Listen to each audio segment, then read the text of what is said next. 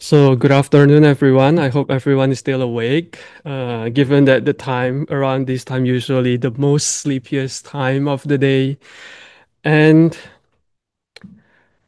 my topic is going to be illuminating the path, Buddhist scholastic tradition, especially from the Northern tradition. So, some of you might wonder, why does Buddhism sometimes feel so simple? Like, be kind, don't harm others, meditate and be present.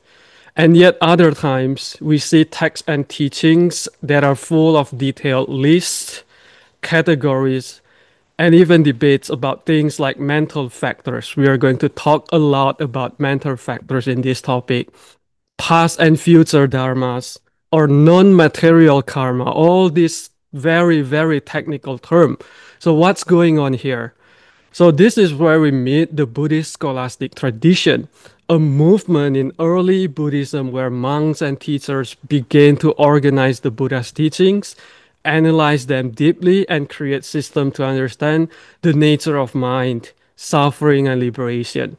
This system building is called Abhidharma, which means higher teaching or deep analysis of the Dharma. Of course, we can talk more about Abhidharma on the second day. So today we're just going to do the very brief introduction. So imagine someone who wants to know not just how to be kind, but what exactly happens in the mind when kindness arises, what supports it, what blocks it, what causes suffering in subtle ways. That's what Abhidharma tried to do. Break things down step by step, moment by moment. But not everyone use only logic and analysis. So in contrast, we have another teachers which are called the parable masters. We're going to talk about that later again on the third day. So they focus on stories, similes, and real life examples to explain the teachings. For example, instead of listing types of mind states, they might tell a story about a beautiful woman walking into a room and how different people might perceive this woman.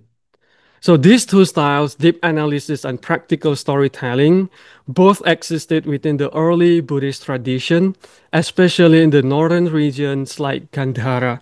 And over time, they shaped different approaches, some more intellectual, some more emotional or artistic, but are still trying to answer the same basic question. How do we understand suffering and how do we get free? So if you feel confused by the technical terms like mental factors or the three times, don't worry. These are tools, not rules. And if stories speak to you more than list or meditation more than theory, that's okay too.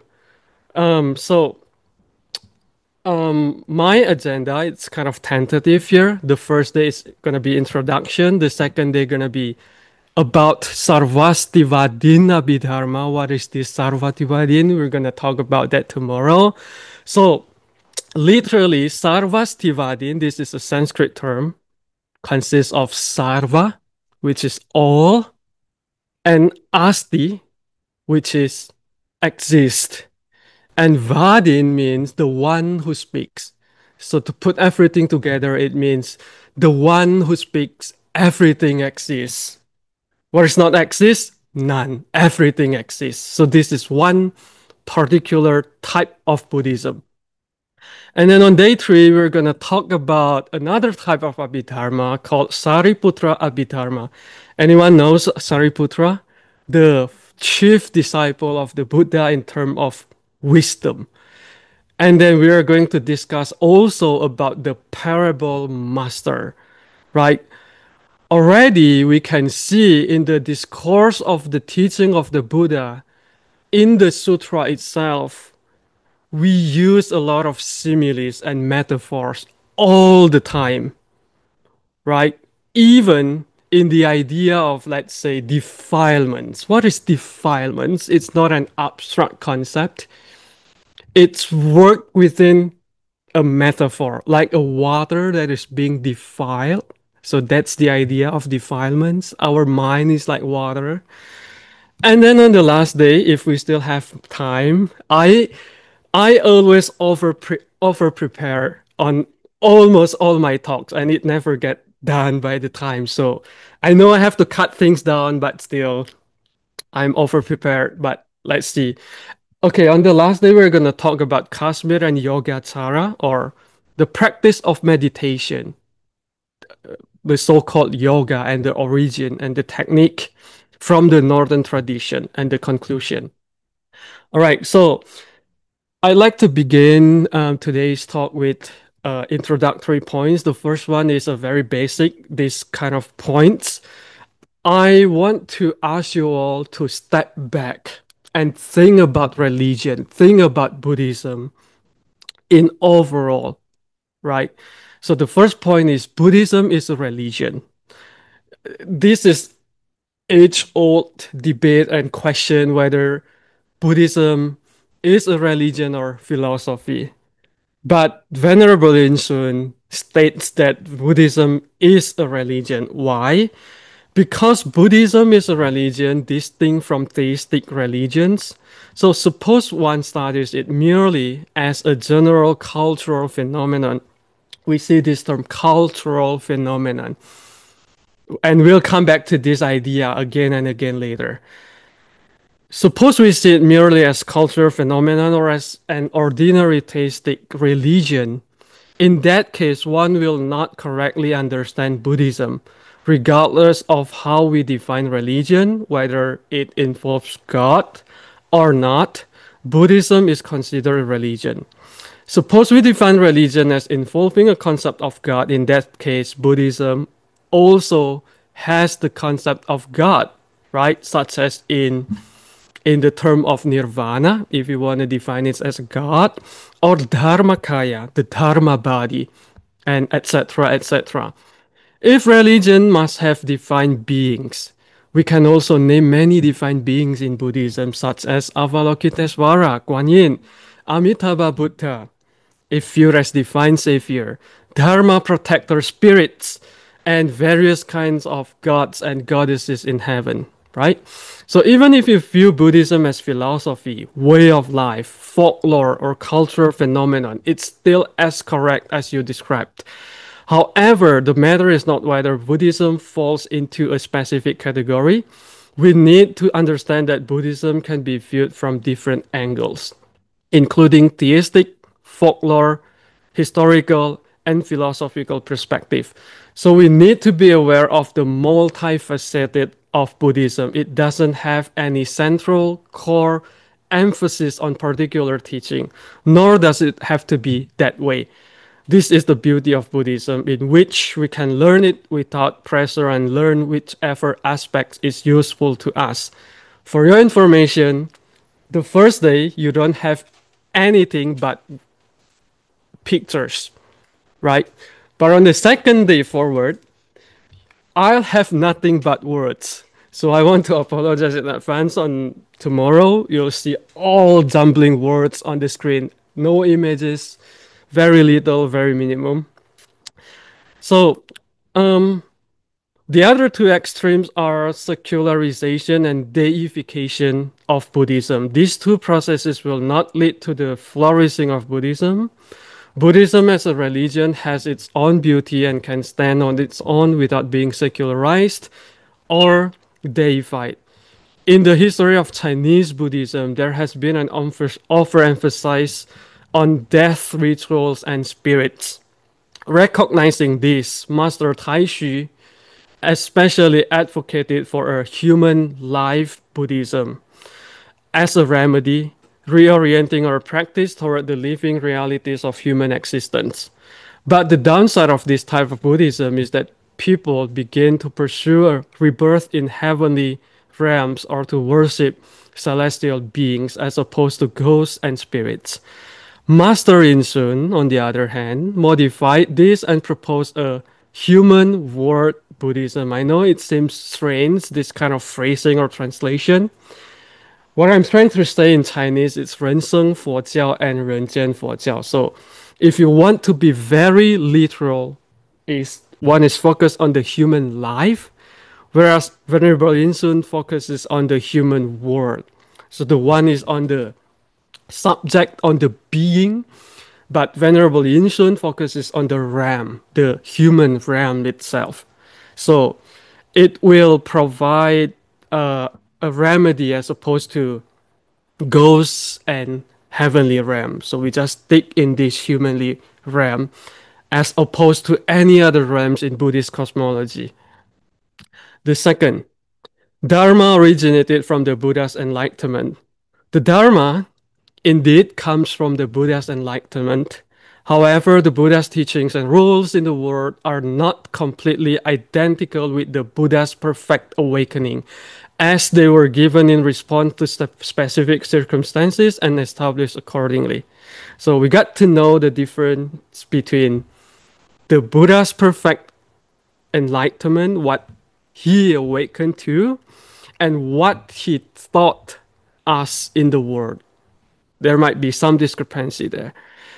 So the circumstances and requirements that are the teachings must be tailored to human understanding and capacity. Through them, one can be guided toward true awakening. This is also why Buddhism is a religion that serves as a refuge for all people. It's not spoken exclusively for a select few, nor is it only suitable for a minority. Thus, although Buddhism is extremely profound, it must be rooted in the ordinary. From the shared human foundation, we ascend together toward revelation. The Dharma is not for isolation or elitism. It's a path for all beings. Right? For instance, I can't teach rules for the monks to lay people because then lay people cannot or will not part, practice them, right? The same goes for the level of understanding. I can't discuss profound lessons of Buddhism with beginners. They won't understand a single word. This will be very discouraging and intimidating. So speaking of the Buddha, I remember I have this kind of similar slide last year. Who or what is the Buddha? I know some of you asked the same question about what is a sage. Is it a celestial being or not?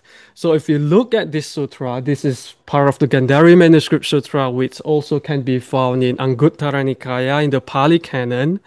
So this Brahmin called Dhona, he saw a Buddha the very first time in his lifetime. It's kind of very different. The Buddha is radiating, shining. So he's very curious, who is this guy?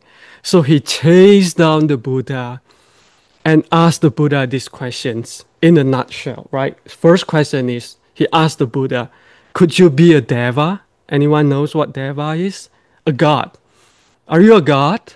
And the Buddha answers in negative, no, I'm not a god. The second question is, are you a Gandharva? What is Gandharva? Also, one of many types of celestial beings.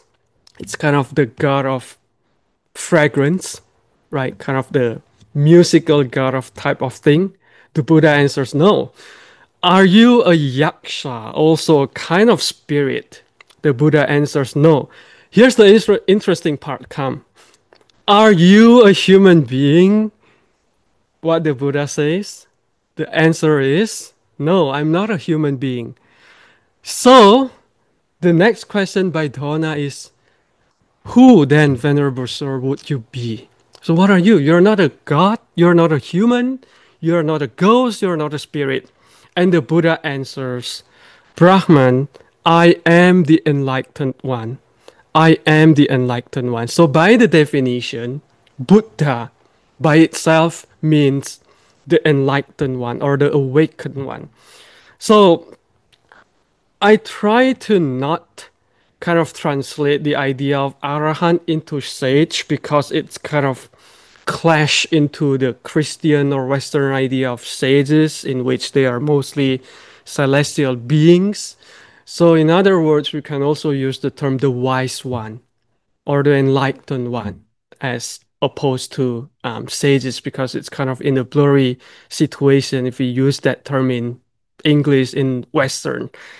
So the Buddha goes on and say, the defilements by which there would be rebirth as a god or by which I would be a Gandharva flying in the air, or by which I would become a Yaksha or would become human, these have been destroyed by me, eradicated, cut off. Just as flowering lotus is not defiled in water, so I am not defiled in the world. Therefore, Brahman, I am the enlightened one. So you see, what is the Buddha? Although he is technically a human, but it's not like us. We are still having a lot of defilements. We are still experiencing samsara, the cycle of life and rebirth. We're still taking a future lives, but the Buddha is not. So that's what makes Buddha different from us. Okay, moving on to the third point. Dharma and Vinaya were established by the Buddha based on the adaptation of time, space, and person. Continuing from the second statement, the Buddha established the Dharma and Vinaya in response to specific conditions of time, place, and people. This adaptation is called skillful means, quote unquote. This is also a technical term in Buddhism, especially Mahayana Buddhism. The adaptation is not just a random adaptation for convenience, but it must have the possibility of moving toward awakening, aligning with awakening and entering awakening. There are two problems with this. One is universal, and the other one is rejecting traditions. So if one treats the Dharma and Vinaya as universally applicable, as what we all always do sometimes, assuming that places make no distinction between center and periphery, and time no difference between past and present. Such timeless absolute view, ignoring context, causes us to become rigid and constrictive. So there's the downside of thinking that Dharma is applicable, Dharma is universal, right? Conversely, if we abandon all established guidance, following only our own ideas while rejecting the traditions, and believe we can attain awakening through more spontaneity, this risks drifting outside the bounds of the Dharma. Both extremes, rigidity and recklessness, hinder the practice of Dharma. So, for example, this temple, the Bodhi Monastery, is an example of traditional slash conservative Chinese Buddhism, right? You can observe from the morning activity until the night, and you can kind of try to separate which one is cultural thing, which one is kind of the Chinese Buddhism thing, and which one is the core defining feature of Buddhism thing. So it's not the case that, okay, we are rejecting, oh, this is just the tradition, this is just the cultural thing. We don't want to be like that, because if we don't follow the tradition, then what should we follow? Our own ideas? Isn't that contradictory to ourselves? We are refuting one tradition, but we are creating another tradition of our own, following our own idea, our way of life, our way of doing things. So we don't want to be like that. Moving on the fourth, Dharma and Vinaya, established in response to conditions, are conventional truths as it is propagated in the world. So we come again to the idea of conventional truth and ultimate truth. The teaching about dependent origination, emptiness, causes and conditions that we've been learning elsewhere, in which things arise from conditions and cease with the cessation of the conditions, also cannot avoid evolving and developing in response to time, place, and people. Although the Dharma is universal, the external forms of Buddhism, its thought, institution, and cultural expressions are constantly in flux. The universal Dharma is the ultimate truth, and the changing Dharma is the conventional truth. They are not contradicting, but two different modes that operate within two different realms. I think that's kind of answered the question by, who's that lady's name again? She's not here anymore. Justin, yeah. Yeah, so throughout the history of Buddhism, the Buddha's teaching has a pattern of moving from subtle to manifest, from indistinct to clearly defined. For instance, at first, we only know the concept of non-self or anatman, right? But later, we have the concept of tathagata garbha. Anyone remembers what is tathagata garbha? I think you all learned that last year, right? Taught by Venerable Changci. It's the seed of awakening or the self. So at first, the Buddha teaches only in verses, consisting of only one or two statements, sometimes with stories, similes, or metaphors. Later, we see all different kinds of further explication and analysis of phenomena, showing the mind is not just one single mind, but consists of six consciousnesses with their corresponding mental factors counting up to 100.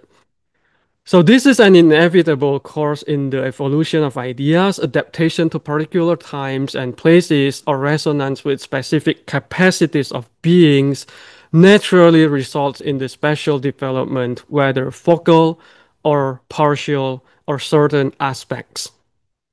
So externally, adaptations may arise from engaging with non-Buddhist systems of thought or from efforts to reduce external pressures. These modifications are often unavoidable in the spread of the Dharma. So look, as a Buddhist teacher, I get this question a lot from the common public.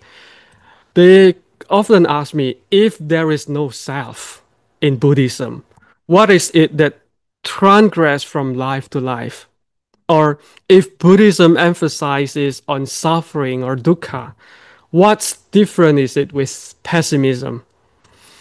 In response to these challenges and questions, I can't just stick on the traditional set of answers and must develop some ideas that are easy to digest and acceptable to the public.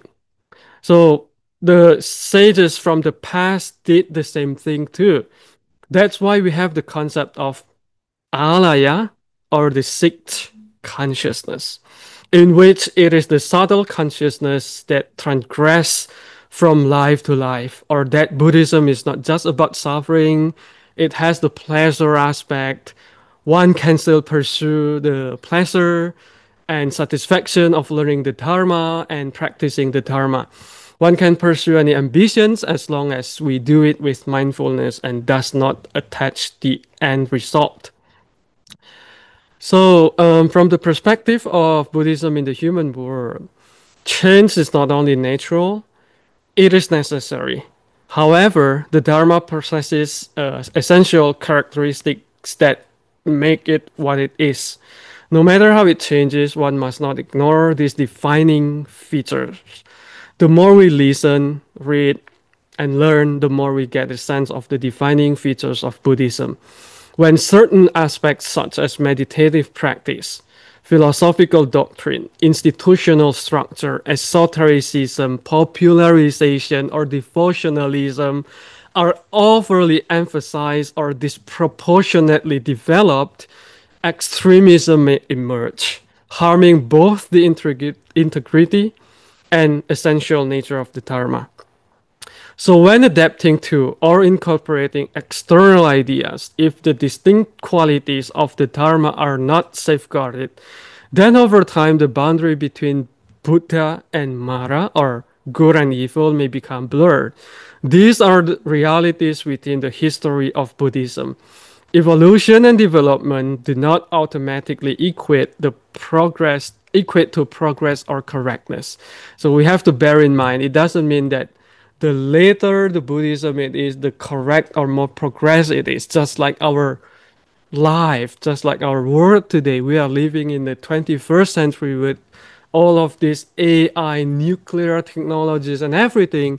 Does it mean we are living in a progressing society, or we are just regressing into the past where war and destructions were everywhere?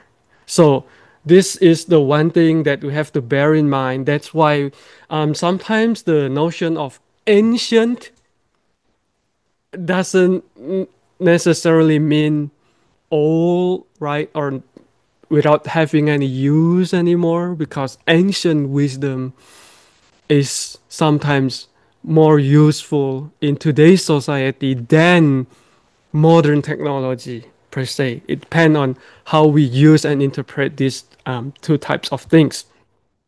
So, in the history of Buddhism in India, Buddhism evolved and developed, but in the end, they were quite far from correctness to a better condition. In the end, Buddhism declined and disappeared in India around the 13th century CE, for your information. The fifth point, the rise, development, and decline of Indian Buddhism is like a human life. I think if you've learned about Venerable Yin-Shun's ideology, you might have heard about this all over the time. So, innocent and vitality in childhood are certainly admirable, but isn't it even more meaningful when such innocence matures into adulthood? Yet, if one enters adulthood without cherishing and preserving what is essential, decline may follow in the blink of an eye. Old age may bring rich experience and abundant knowledge, but does that necessarily signify maturity? It could just as well indicate the approach of decay and death. Therefore, we should not subscribe to the view that the older, the truer, nor should we sympathize with the idea that the later, the more complete and ultimate. We like to think that early Buddhism, as found in Pali Nikayas or Chinese agamas, has more original teachings of Buddhism. We usually, as a students of Buddhism, right, we tend to want to know more about the original teaching of the Buddha. But is there such a thing as the original teaching of the Buddha? This is kind of the idea that the Abhidharma scholar and even Buddhist practitioners today keep challenging this notion. Is originality matter, or is it the relatability, the relevance of the teaching that matters more? So here we can see that we connect early to the original and thus better in the sense that they have not been contaminated yet. But is it the case? It's like a human life where childhood is innocent and pure but lacks of energy, power, and vision.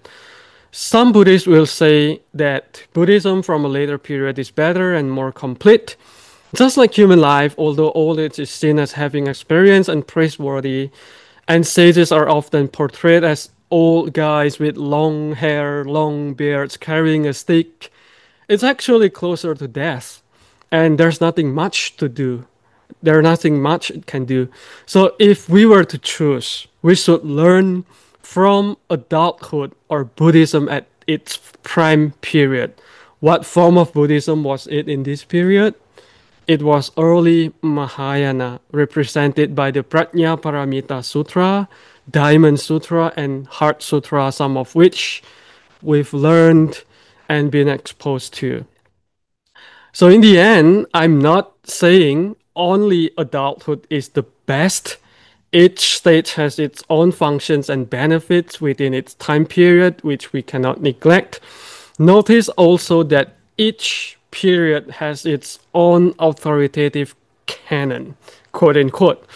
This again challenges the idea of a single authoritative canon. Usually, when we talk about canon, we often think about the Pali canon, right? But actually, it's not really the case that there is only one single authoritative canon, which is Pali canon. So, if we take the Pali canon as the right canon, we are only choosing one out of three equally authoritative canons. In terms of language, the early canon is preserved in Pali, the middle period is preserved in Chinese, and the only surviving language of the canon, and the later period is preserved in Tibetan and Chinese languages. The sixth point, Buddhism is not just about theory, nor is it just about practice and realization. You see the tendency of the middle way here. You are not leaning toward here, you are not leaning toward there. It's not universal, nor is it specific. It's not just theory, nor is it just about practice.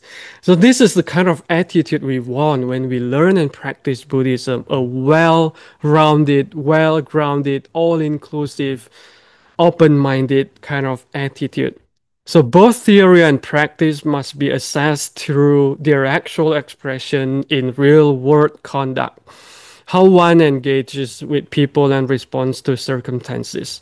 So theory, practice, and realization are all parts of the path. It's impossible to choose only one and neglecting the other. However, we can focus on one at a time, right? So, for instance, during the meditation retreat like this one, we don't deal with theory, but just do meditation or the practice itself. So, this is focusing on one point at a time, but we don't neglect the other study, theoretical study, and stuff like that.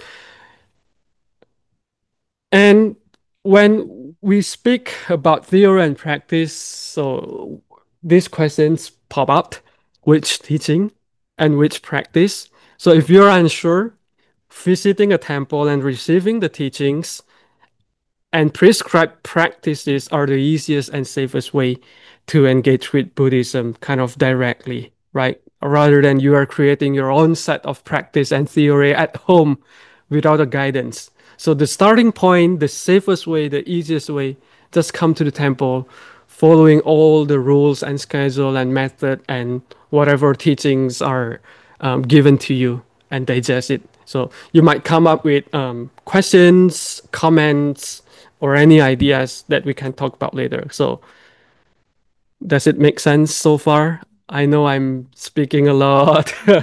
I'm throwing a lot of things to you. I know it takes time to digest. So if you have any question during my talk or even after the talk, you can write it down and we can discuss it all at once if you don't have any at the moment. Seventh point, all forms of Buddhism originated in India and adapted to the local culture. The Dharma should be followed by seeking its true essence. Therefore, while we respect local adaptations, such as in the form of Chinese Buddhism or Western Buddhism, we must place even greater emphasis on Indian Buddhism, right? This is not biased. This is where Buddhism originated. So we want to see how Buddhism developed from its Indian form into today's Chinese form and even contemporary modern Western form of Buddhism. What get lost, what get benefited from this kind of development. So Master Yin-Shun says, I do not align myself with sectarian loyalties, nor am I constrained by nationalistic sentiment. So this is the attitude that we all need to cultivate. Be inclusive and be open-minded. Also, try to observe our environment as we continue on the retreat. Which parts or aspects are cultural? Which are Buddhist by nature? How is your mind when you experience various spectrums of Buddhism in this retreat? Right? Do you all participate in the morning liturgy and evening liturgy today? What or how is your experience? We are chanting in Chinese, right? We are doing prostrating in very Chinese style. And even our foods are really Chinese foods, right? We are eating congee with this kind of stir-fried vegetables or the condiments and stuff like that. No pizza, no sandwiches, no Western sauces, right? No salads and stuff like that. So this is the cultural aspect, right? Question? the the bhikkhus and the bhikkhunis and the poor residents. And I have never had an experience like that. I felt like, and this is gonna sound ridiculous, but you know how in some movies you see monks in monasteries and having these secret ceremonies. Yeah, yeah, I yeah. felt like I was a part of it. Yeah. And the language didn't. I don't understand Right. Chinese for my life, but I could tell that there was something there. There was an energy moving, but it was coming not necessarily from the bhikkhus or the bhikkhunis. It was everybody's energy flowing, Right. Yeah. which is Indeed. something that I hadn't felt before. Yeah, yeah, that's common and normal because of the things that we recite, the sutra that we chant. It's been recited and chanted for several hundred thousand years from the very first time Buddhism arrived in China, maybe later because of some revision and addition, but it's been there the whole time, maybe longer than our life as human. So the energy, right, the force, the chi, if we are using a Chinese term, is there already. So whenever we are attending this kind of ceremony or service, the kind of the climate, right, all the um this kind of uh feeling will come up automatically just by reciting it, right? This is the kind of the energy. The eighth point is we learn from the past and take the lessons from the rise and decline of Buddhism in the past. Having known this big picture from the first to the seventh point, we should learn from the history of Indian Buddhism. It's not enough to admire the glories of the past. We must examine the inner causes of Buddhism's decline. We must ask why did the Dharma sometimes fade? What errors and what imbalances led to loss? Buddhism should not be treated as a museum relic preserved for scholarly study and academic reference. It's a living path. It's your path. It's mine. To do this, we need to make Buddhism relevant to ourselves. So, what have I gained from practicing the Dharma? And also, what can I give back? How can I make Buddhism meaningful, not only for myself, but also for people around me? So, it speaks to the idea of relevance or relatability, or in Chinese, we have this famous phrase called 相应, relatability. Is this Dharma relevant to you? Is it relatable to you? All the first through the seventh point? Not necessarily, right? These kind of things might not be the Dharma that you want to learn from this retreat, right? So in that case, the Dharma that I teach is not relevant to you at least, but it might be relevant to some other people that are interested in the topic. So we, as a devotee, as a Buddhist practitioners, stick to teachings that are relevant to our life. It's always the case, especially when we subscribe to any religion. Why do we believe or have a faith in Buddhism today? Because it's relevant to me, right? Why not Christianity? Why not Islam? Because it's not relevant.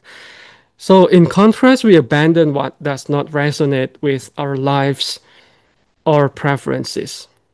Okay, so we have about 10 more minutes left before moving on to the Q&A session. I just want to give you a sample taste of what of one of the earliest sutras in the Pali Canon. So the Atthaka Vaga, Atthaka means eight, and Vaga means part. So these are the kind of the verses in eight lines or sentences in the Sutta Nipata. Is considered one of the very, very early teaching of the Buddha. We can also ascribe it to the closer to the original words of the Buddha, right? What did the Buddha really say to his disciples? So let me read it for you. So this is just a sample. I pick it randomly so you can see and taste the flavor. Short Alice is in this life. You die before 100 years. Even if you live a little longer, you still die of old age. Moving on, people grieve over belongings, yet there is no such thing as permanent possessions. Separation is a fact of life. When you see this, you wouldn't stay living at home. Kind of the sense of urgency to make everyone becomes monastics. Uh, Next, you used to see and hear those folk and call them by their name, yet the name is all that's left to tell of a person when they're gone. Moving on, the sage is independent everywhere. They don't form likes or dislikes. Lamentation and stinginess slip off them like water from a leaf. So already you can see there is no hard technical terms at all in this verse. Is very grounded speech, kind of like everyday motivation advice that can be heard and accepted by anyone, right? And there's one technical, we call it literary trope that we can see throughout the Buddhist sutras, which is a simile. We see the metaphor or simile of like water from a leaf. So a sage is not attached to anything, just like water does not stick to the lotus leaf, right? So my question to you is, do you think this verse is Buddhist by its nature? If I don't tell you the source, if I don't tell you this is coming from the Buddhist sutra, can you tell this is the Buddha's teaching or this is just random universal aphorism out there? Yes. Can you tell it's a Buddhist teaching? Oh, both. How can you define that this is the Buddhist teaching? Well, it's one of the fundamental aspects of existence, right? Permanence. Impermanence, right? But that's something that's also present in other people. Right. So it's not exclusively Buddhist, right? So what else? Can you tell this is Buddhist by nature or no? So actually, this is just one of the samples that I show you. We can tell that this is Buddhist by nature, especially in other places that the word such as nirvana appears, right? We can also see this already here, like you wouldn't stay. Can you see that the first number two? You wouldn't stay living at home, meaning that one has to become a renunciant. So this is in nature. It's actually very Buddhist, among other things. And this is kind of the comparison to the very relatively late Buddhist sutra from Tantric Mahayana. So if we just read, you just scan through this content, you can tell that they have the same content, right? They are talking about impermanence, that we all gonna die no matter how long you live, 100 years old of age, right? We are gonna die. So in nature, the content is kind of similar, but then only one big difference, which is the word in red, the term bodhisattva. So already we can see the comparison here from the earlier period and the later period, that the later period emphasized more on the concept of bodhisattva, although the teachings might come from the more earlier original content, but then this kind of bodhisattva idea is forced into the almost all the Mahayana sutras. So I guess we are on time now. I have to stop here, but let's see if there's any questions or comments or thoughts. If no, that's fine. You can always write it down and we can discuss it later. Okay? Okay, so we can end it here. Thank you.